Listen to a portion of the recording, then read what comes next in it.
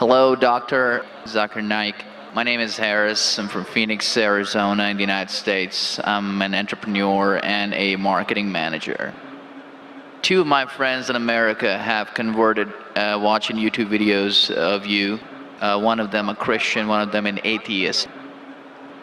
One of my friends presented me with how to deal with an atheist DVD of yours, which I did watch. But that didn't answer my question. And I've asked this question to a lot of people with no satisfactory answers, a lot of intelligent people. Of all the scholars that I've ever watched on YouTube, in my opinion, you are the most rational, logical, easy to understand kind of scholar that I've ever come across in my life. And it is really important that this question is answered because I've never had a satisfactory answer for this question. My question is like a coin with two sides. The first side of it is this, and this is the question. I'm somewhere between an atheist and agnostic. I'm not sure where. God has created this entire universe, and the Quran speaks a lot about how it has taken so many days and mountains and this and that, and life is going to be a test and whatnot. My question is, way before God decided to create this entire universe, before he decided to put human beings, before he decided to send Prophet Muhammad or Adam and Eve, way before he even planned about doing any of this, he knew the end result of it. He knows in the end he will be disappointed by certain people and he will throw them in hellfire. He knows they will be burning. He knows they'll be tortured, and that is when they'll be repenting for what they've done. Way before he created the entire universe, he knows the outcome is gonna be bad. It may be good for certain people who are in heaven, but he knows that he can save those people from being in hell, way before he even decided to go ahead with the creation. Yet he decides to go ahead with it, with all his godly logic. Why would he want to do that?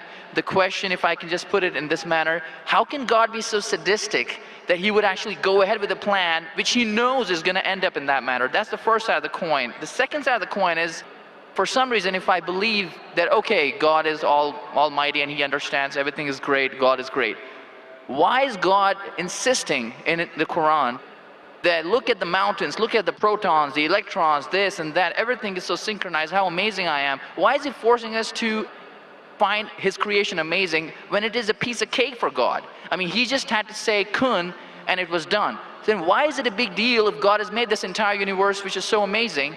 Because for God it's nothing.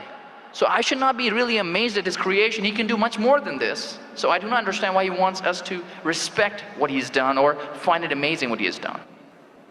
The brother asked a very good question and a very intellectual question. It's a very good question. And he has seen some of my tapes on YouTube, even of atheism. And this question that is troubling him, he hasn't got the answer to. The brother asked the question that Almighty God knows everything before he created the heaven and the earth, before he created human being. Even if one person goes to he could avoid that. Hell, he could have avoided that. I mean, he could avoid being disappointed. Of course. I'll reply. The brother said, even if one person goes to hell, it is as though God would be disappointed. Now coming to your question, I started a school. And you may have heard Islamic International School. If a teacher takes an examination, if she is just, while she is giving the examination, she writes in the maths paper 2 plus 2 is equal to how much? The student in front of her or him, the teacher, writes 5. She can very well tell the student, change 5 to 4. Would it be just on the teacher during the test and examination to correct a student who's writing a wrong answer? Right, but if she has an option that the student doesn't need to do any of that and still No, I'm asking you a simple question. I'm asking you a simple question. The teacher has given the question paper. Right. All the students were informed about it. You're right. For that particular situation, For that particular situation, the teacher can tell, dear student, change 5 to 4. What will the other students think about? Unjust. But God can be just at the same time. He can create a completely different condition. He doesn't have to go ahead with that situation. He's not bound by any situation. Brother is saying Almighty God can create something which is perfect and will not make mistake, correct? That Right. God has already done. He created the angels. God Right. created the angels. The angel never go against any commandment of God. But human being is a better creation than angel. The angels have got no free will of their own. If you have heard my tapes, if you have not heard, I'll tell you now. The angels are a creation of Almighty God, but not the best creation. Almighty God created the human beings. The human beings have a free will to go against God or to follow God. If you have chosen to be a human being, if you disobey His commandments, you go to hell. If you obey His commandments, you're superior than the angel. Because the angel doesn't have a free will of his own, then he follows God. It's nothing great. The human beings are the better creation of Almighty God. Almighty God has given a free will. That's a different question that Almighty God knows. Because He has ilm-e-ghaib, He has knowledge of the future. He is more superior. So He has created such a creation which has a free will. The fault is of human being, not God. No, but God has created us with that fault, and He knows He can Not avoid fault, that. not fault. It's not fault, brother. It is free will. Why is He giving us a free will when He knows He's going to eventually put these many people in hell? Why is He doing something? That is a different creation. Like, would you want to create something which can think on its own, or would Why you want would to? someone so compassionate can That, also brother, be that's what sadistic I at the tell you. same time? What you want, God has already created an angel. I'm asking you, which is better? An angel following Almighty God or a human being following Almighty God? Which is better? For me, absolutely, if I get a second chance, I would want to be an angel. Why would I risk going to Second hell? chance, correct. That's why Almighty God says in Surah Araf, chapter number 7, verse number 172, Almighty God brought all the human beings from the loin of Adam and asked them, is there one God? All agreed. Almighty God says in Surah Hashar, chapter 59, verse number 21, if Almighty God revealed the Quran on the mountain would shudder down. Almighty God says in Surah Azab, chapter 33, verse number 72, it is the human beings who were fools who said we want to be human beings. You and I were fools. Now you cannot backtrack. Once you said you want to appear for the test, once you read the test paper. Nobody asked me. That's They what, asked Adam and Eve. No, brother. Quran says every human being was asked. And then it is washed off. This memory is washed off. If the memory is away, the test, Almighty God says in the Quran, do you want to be a human being? If you become a human being, you can become superior to an angel or can get inferior. If you don't want to become a human being, just pass. Even for argument's Brother, sake, even in that please condition. let me complete. You ask the question. All right, go If ahead. you sorry. interject, how will I answer? Sure, go ahead. So Almighty God asked the human beings, and the Quran says, we human beings were fools, you and I both, were fools who opted for the test. Now once you undergo a test, if you follow the commandment after free will, you be superior to an angel. If you disobey Allah, you become inferior to an angel. We wanted to pass with distinction, you and I. You told, I don't remember. Of course you will not remember. And even I don't remember. But I believe in the Quran. On the day of judgment, Almighty God says, not a single human being will object to the justice of Allah. That we'll come to know on the day of judgment. Only thing we'll say, please give us one more chance. Almighty God will say it's too late. Because if He wants to give you a new chance, even I'll have to come back in the world again. Again, everyone. So those who failed, He can't get only the failures. So the Quran says no one will ever object on the justice of Allah. They will request Allah, give us one more chance. Almighty God will say too late. Almighty God gives us chances in this world itself. You make a mistake, Allah gives you a chance to repent. You repent. Allah forgives you. Again you make a mistake. Once you die, it's only one. So as far as the first question is concerned, why did God create? Because it's a better creation. Any logical person, including you, has to agree that a person who has the free will is a better creation than a person who has no free will. Only your question you don't remember is perfectly right. When you die, when you're resurrected, that time you and I will meet. Then you will say, I remember. Even I don't remember now. But I have faith in the Quran that Quran cannot be wrong, because scientifically, if you heard my lecture, 80% of the Quran is 100% matching with science. 20% is ambiguous, neither right, neither wrong. So my logic says when 80% is 100% correct and not even 0.1% of the 20% is wrong, so my logic says even this 20% would be right. I'm a scientific person, I'm a logical person. So I believe in the statement of the Quran that we chose. If you wouldn't have chosen, you could have questioned God. Why did you make me a human being? Then God would have been at fault. But God says in the Quran, He asked, the mountains were afraid. Everything else was afraid. We human beings opted for this. But do you remember being asked? I don't remember being asked. Brother, that question. if you heard my answer, even I don't remember. But if you remember, then where is the test? Imagine if a teacher teaches you something. Teacher teaches you something.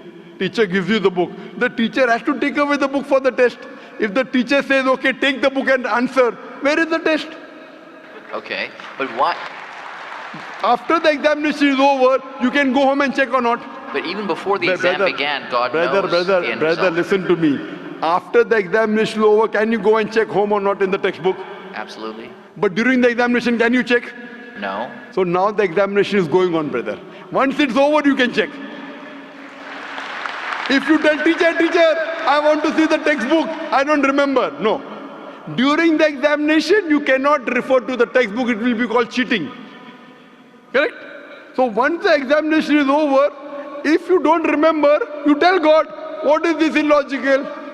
But Quran says not a single human being will object to the justice. Let the test get over. So today, I being a scientific person, I being a logical person, based on my knowledge of science, based on my logic, when I read the other scriptures and when I read the Quran, I find Quran is the only book, only religious scripture on the face of the earth which passes this test. So therefore I, being a scientific person, being a logical person, agree, okay, fine. This statement of the Quran also has to be right. I don't remember, that's the test. If I remember, where is the test? So that answers the first part of the question. First part, that saying that God was sadist.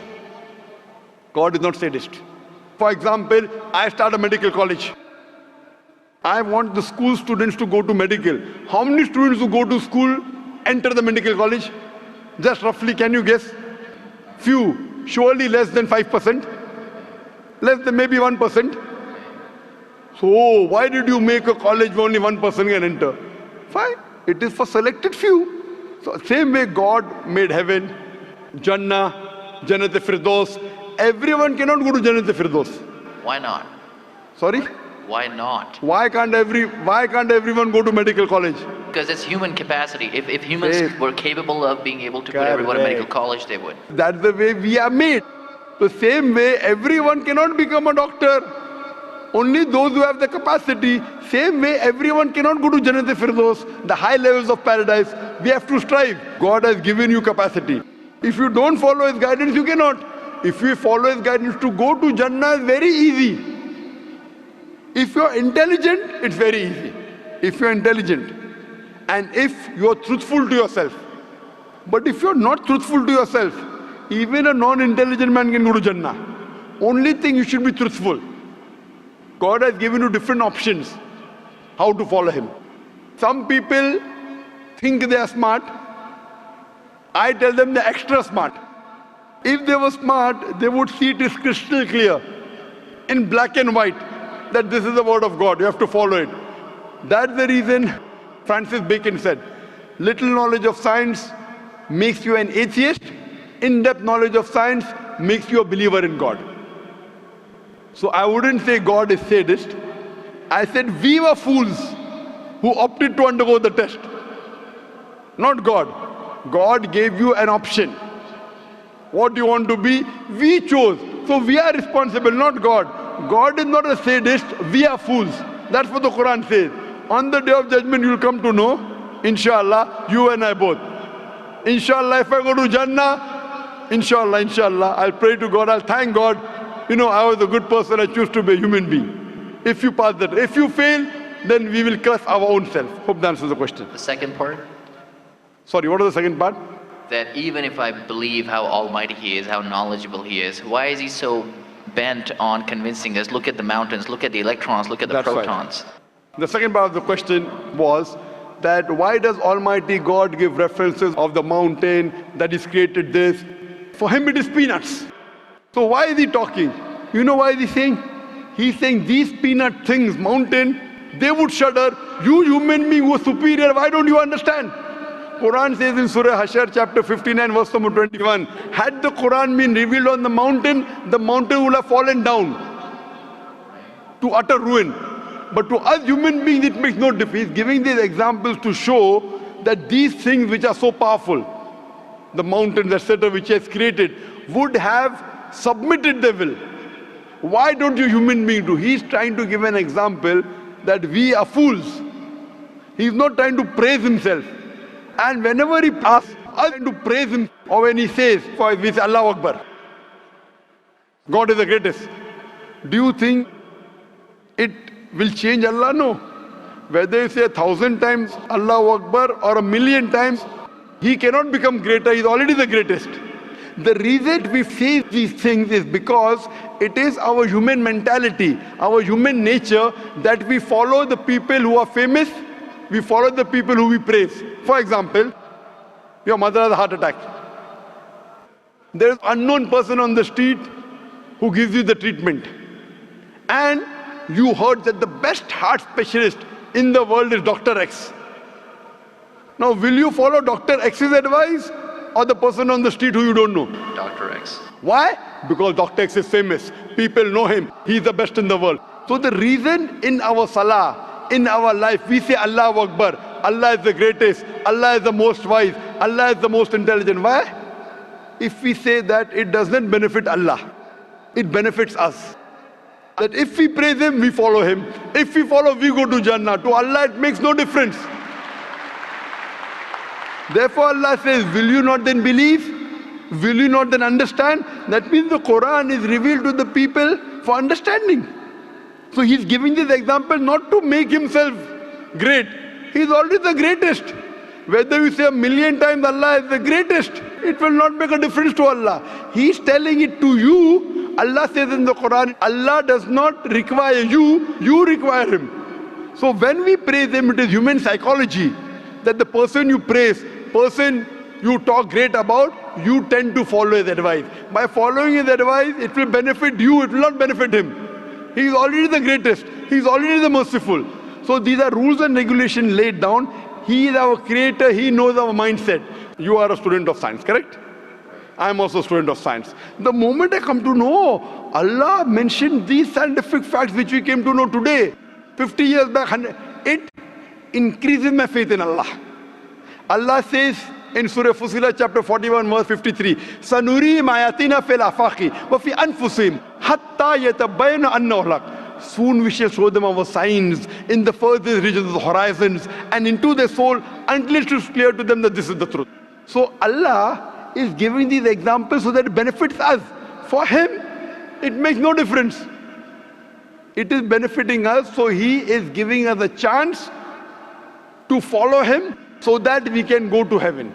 Hope that answers the question, brother. I recognize His power, and I understand He's amazing in all that He's done. But am I expected to be amazed at His achievements at creating this universe? Because for Him, it's like a 1-second job. Correct. Right? So for Him, which is 1-second job, when He tells you not to have alcohol, if you have alcohol, sure. But am I expected to be amazed at His creation? No, see, the thing is that He is not there to prove Himself better. If you believe that for Him it is peanuts, so will a person lie? No. So if He says don't have alcohol, you will not question Him. No. Don't have pork, you will not question Him. Yeah, but I'm not amazed at His creation because for Him it's nothing. Compared to us, it's amazing. For Him, it's nothing. Right. But compared to us, a person who can create the universe, when He tells me not to have alcohol, I immediately follow. Sure, I don't mind following Him, but do I have to be amazed at His creation, as is said in the Quran? See, as you asked me the question, should I be amazed at the creation? Right. I would say, if I believe human being is a better creation, then yes, I'm amazed, and then I say, Alhamdulillah, He has made me better than that. So if I'm amazed, He made the mountains, He made the stars, He made the sun, but He made Zakir Naik also. He made a human being. and we are the best of creation. So he gives these examples so that we realize what benefit he has given to us, all the favors he has given to us. Talking about the science, talking about the protons, talking about the mountains. Finally he says human beings are the best creation. So in comparison, we have to agree that our Creator has created this human body, the molecules, the DNA, the complex thing, which can never come by chance. So in this way, we are amazed at the creation of the human being. And then we submit to him. If we are not amazed, only by being amazed, we submit that he is our Creator, he is worth worshipping. No one else can do that. This is so that we worship him and we pass the test and we go to paradise. Hope that answers the question. If Bill Gates gives me $100, should I be amazed that he has given me that money? I believe that the question has been answered, and unfortunately we are very constricted for time. You are welcome to come back tomorrow, inshallah. As with all of the brothers and sisters, we have come to the end of tonight's session, so please a very big thank you. It said, if Bill Gates gives you $100, Should I be amazed? will you get amazed? Brother, the question is, why should Bill Gates give you $100?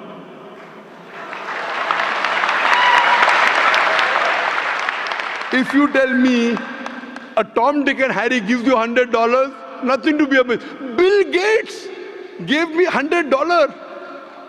It's something that he gave you. Why did he give you? Why not somebody else? Why? The question is, why did he give you is the question. Okay. If some Tom, Dick and Harry gives you, if a man on the street gave you $100, Bill Gates. Got it. You got it, The no? answer. Got it. I got that. So now you're convinced, huh? Yes, absolutely. That is the answer. So inshallah, I hope that we'll come closer to Islam. So I should not be amazed at the fact that he's given me the money. I should be amazed it's him who's giving the money. Alhamdulillah. Got it.